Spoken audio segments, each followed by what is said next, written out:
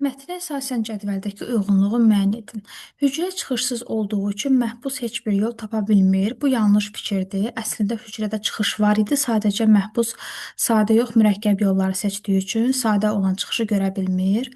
Gizli keçidlərə və pilləkənlərə fokuslandığından məhbusun diqqəti əsas çıxışdan yayınır. Bu doğru fikirdir. Əsas çıxış qapı olmasına rəğmən o daha çox gizli yollar axtarmağa çalışır. Məhbusun bütün gecəni axtarıqla keçirməsi onun problemi mürəkkəb şəkildə dərk etməsi ilə bağlıdır. Bəli, doğrudur. Mətndə qeyd olunur ki, o sadə olan şeylərə baxmır. Yanlışdan yanlış seçirik. Şans qazanmış məhbus göz önündəki imkanı dəyərləndirə bilmir. Bu doğru fikirdir. Söhbət açıq qoyulmuş qapıdan gedir. Məhbus çıxış yolunu tapmağa çox yaxın olsa da, vaxtı çatmadığı üçün uğursuz olur. Bu yanlış fikirdir. Onun kifayət qədər vaxtı var idi, amma sadə olan yolu görə bilmir.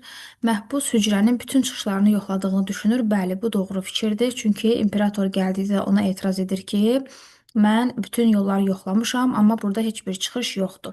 Cavabımız 2, 3, 5 olacaq.